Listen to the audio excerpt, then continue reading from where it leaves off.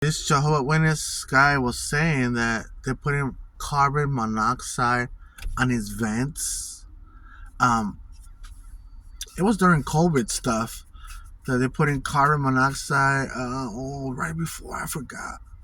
Um, um, the Jehovah Witnesses, the ones that live right there, putting carbon monoxide on his vent. They want him dead and all this other stuff. Um, so that was the thing. That's why he wasn't paying rent, supposedly, right? I think anyone doesn't have the time to do that kind of stuff. You see, why would you want to do something like that? Nobody has the time to do that. I mean, but that's how he was. Maybe that's one of the ways how he was hallucinating or something. Um, Maybe he had a guilty conscience of a brother or sister or something there, or I don't know. I don't know what the hell he was doing. But he was thinking all this crazy stuff, right? So that's why he wasn't paying rent for months, many months. So that was terrible. You see, I found out like in the midst of the moving, um, and afterwards I found out everything. Um, so I was like, wow. So I took him. 26-footer U-Haul is huge. You fill it all up. Washing machines, everything. He had a lot of stuff like that he accumulated in all these years. A table, a bed, a sofa, um, all these things. Oh no, he didn't have a washing machine. He had a stove. Sorry about that. Got it all wrong. But yeah, so finally, I was done with him, with helping him move and everything. And I noticed a lot of crafty things that he would want me to do for him. Um, if you go over here, get me all of this stuff and this and that. Um, so I'll do it, and then how you say it, and he will keep on asking me for stuff like that, and I started catching on. Like, wait a minute. I tried to ignore his crafty ways. I tried to just do it out of my kindness of my heart. Um, but it was too many crafty stuff going on with this guy. I was like, oh, I can't do it no more. How about you? One time I put him through the test. How about you give me a phone case? To protect my phone. You work at the swap meet. You do a little part-time job at the swap meet. You could get me one. So he wouldn't do it. He wouldn't do it. I'll try to get him. I try to tell him, you give me this over there at the swap meet. It's cheaper there. You get it for me, and then bring it to me, and I'll pay you. He will never ever do it for me. Never. Um. So, um. So that was very terrible of him. So he just wanted me to do for him, and nothing in return. You see. So people, be careful with this kind of people. When they're not putting their part, cut them off. Cut them off. You can put your part all day long, and they will not do anything back to you like that in return or anything. Um, so a lot of people are like that. They will not help you. They want me, or gimme, like my friend Peter. That he's in on the home right now. He's in a what do you call those homes? Those homes when you're the elderly homes. He's right there. Um, Gimme. My name is Jimmy, but you see, so I don't roll it like that, like but still, you can see sometimes how people really are, you know.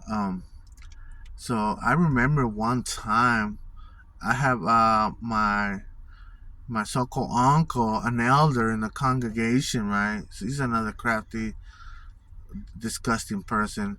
But anyways, I remember one time he told me, "Do not be nice to this person."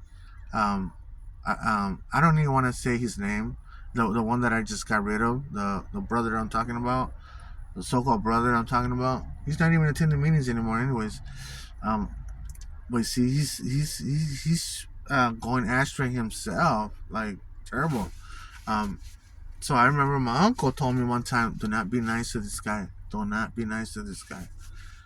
I'm like, an elder? During that time, I was owing to that. An elder telling me that? My uncle telling me that? Do not be nice to him? And I just didn't like kind of listen, right? But then I have discovered all his ways and everything else. I'm thinking he's probably a pedophile. I'm not sure if he's a pedophile. I don't quote me on that because he never wants to. He's just so weird. Because one time, I don't know, they put him in a. We had a meeting. They took us to the back room when we had the back room. Like, he was after some. I guess he was after some. There was a mom and she had like 4 girls. They were like 18 years old. They were into softball. And then we'll go over there to the park and then we'll go to these other park. I mean, they'll be playing on this park and we'll be playing soccer on this park. But this guy, the one I'm talking about, he will not play soccer with us. He will go over here with the girls and the mom, like just to observe the game, right? But there was a sister that said a comment, and we all ended up in the back room, like that he would just go over there to check those young girls, right? Those young girls, those 18-year-old girls, and he was trying to talk to them when he's on his like older in age. So I was like, nah, Jesus is not like, because that's his name, Jesus, right? Terrible, huh? So he got in trouble for that. So they put me in a little room because he was my friend, right? Hey, did you ever heard anything? The elders was telling me, hey, did you ever heard anything? You know, who told you this or this and that? Um, I just heard. I told him I just heard that he was going over there and this and that. Oh yeah, because the word was already spread all over the congregation. That he was going over there just to check out those young girls and stuff like that. So they were trying to investigate what kind of person he is. Um, so they asked me, I don't know, and they were trying to tell me who told you that he was going over there. And I was like, you know what? I grew up in the neighborhood. I don't go around telling and stuff. That's not me, anyways. Um, but yeah, there's someone out there that was saying that. So they ended up finding out who it was. It was a sister was saying that. So they put her on blast, her and her husband, and they had her in the back room, stuff like questioning them, right? Questioning them about this guy, what he was doing on the weekends, right? When we're not in service and all this stuff, right? So he was going over there. I guess the mom was bothered. The mom of the girls was bothered. So she talked to Rosa, and Rosa checked that matter out, and she said something. What you said, excuse me, what you said, it got all over the congregation. So that's why they were pulling us, asking us questions and stuff like that. So from that, he left the congregation. He went to another one. So all the time, he's like, since I know him, he been like to probably like 10 different congregations now. He will move to this one, he will move to this one. So I don't know if he's a pedophile or what he's trying to do, or he has a record or history. Because when I'll tell him, get your license, and I can't, you don't know this, you don't know that, you don't know this. I'm like, what is it that I don't know? You're so irresponsible. I'll tell him, sometimes I'll speak to him straight out, and that's when I'll hurt him, supposedly. I'll tell him stuff straight out. Um, so I don't know. This guy. I'm glad I got rid of him. I don't want to be around pedophiles. I don't want that in my life. Friends pedophiles. I don't need none of that stuff. So forget it. Well, I don't know for sure if he's like that, but he been in the back rooms because of young girls and stuff like that. That's a bad jacket to have. It's terrible. Like, very bad. The girls were young and everything, like 18, 17. Some of them were like 16, I think, that they were like young. Maybe the mom, she said something. But yeah, I ended up going in the back room too. They were trying to question me, right, about my friend. and they didn't really get nothing out of me. The only thing I said to them that I just know that he goes sometimes to that other park, to see the people playing baseball, right? The girls playing baseball, whoever. But I wasn't thinking of anything that like that. I wasn't thinking of anything like that, you know. If he likes baseball so much, how come he doesn't play? You know, softball or whatever. You see, he was just terrible. I think I'm wow, it's terrible. I will play soccer in this other park with the brothers and sisters on this other park. I play soccer, and we will have like softball. We will have softball games one time. Um, it was fun. That was the only fun part, you know. But other than that, I'm glad I got rid of this guy. You know, and then what this guy will do, he will do like I told him I have a lot of houses to do. We got to get this done. That way I could win and you win. You know, money. Um, and he will take his sweet time. And then he'll be like, "Oh, take me to the restroom. Oh, take me over here. I need a monster. This and that." So he will, how you say it? He will like, I'll get off track to see. I'm supposed to be over here, and I'm over here getting them stuff, buying them stuff, or getting them stuff. So I got so tired of that I ended up buying them a bag. You know, a bag. I got a bag like you could put your lunch, snacks, drinks, anything like. You know, I got him a $40 bag. So I gave it to him. You know, so you will not get me off track. You put some of your stuff there, you know, your little snacks or your drinks and stuff, so that way you won't have to make me drive all over the city just to get your stuff. You see, I have to do houses. I need to make my money, and this and then on top of that, I have to pay you. And he will not understand Spanish or English. What I'm trying to tell him, he will rather waste my time, and so we could do less houses, and so he could go home, so I could lose. Like I noticed some of his tactics like that. Um, he won't he will want me to do less houses. Time will go by, and then we're out. You see, so I'm like, you know, you got to help me. You know, let's do this. We gotta finish all this. Come on. And this last time with the bag situation, I already had bought on the bag everything. He's like, oh, take me over here to buy a sandwich. I'm like, no, you know, it's barely 10 o'clock, and you want to eat already? Want me to take you, and you wanna get me off track? No, I have to do the houses. No, and you know that's why I got you that bag. So he was so bothered, because of that. And I'm like, and I started telling him stuff like, you know, that's why I got you the bag. You know, you are awful. You know, you should have been prepared. But I haven't ate nothing this morning. Yeah, I was buying you breakfast, lunch, and dinner. Like, you know, basically all the time. And that's why I gave you the bag, so you could put something in there.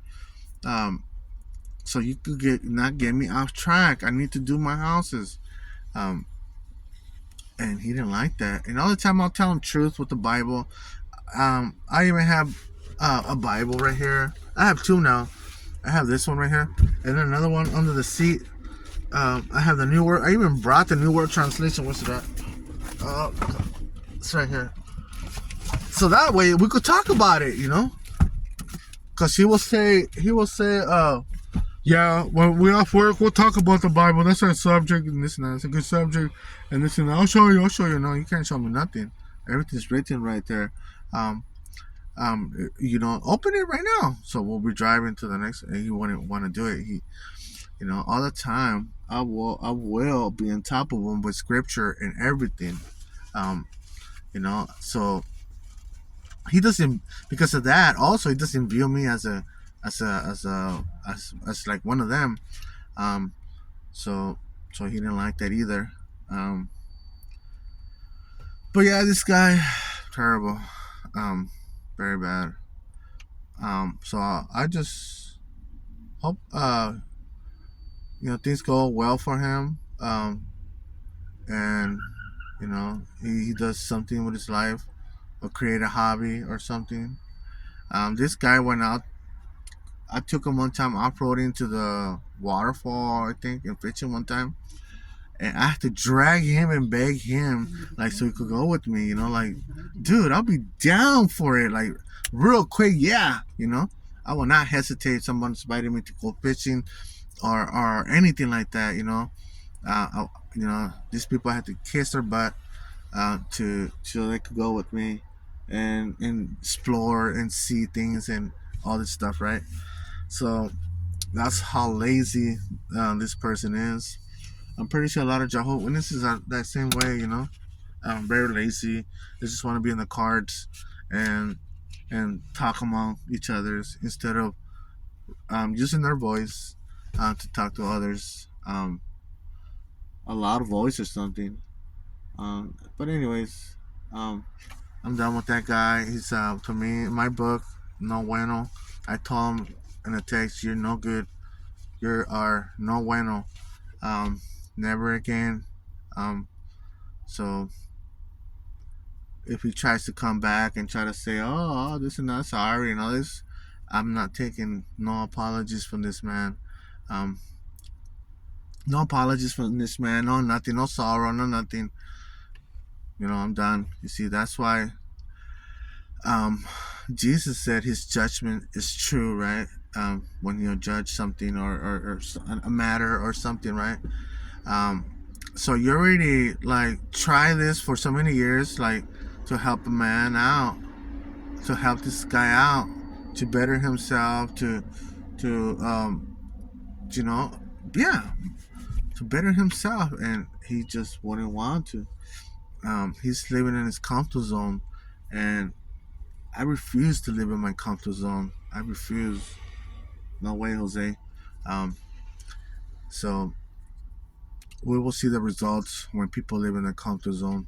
So, um, so that's all I have to say for now. To me, in my book, this man's been judged, um, and never again I want this person near me or around me or nothing. You see, nothing. All right, that's all I have to say for now. All right, bye.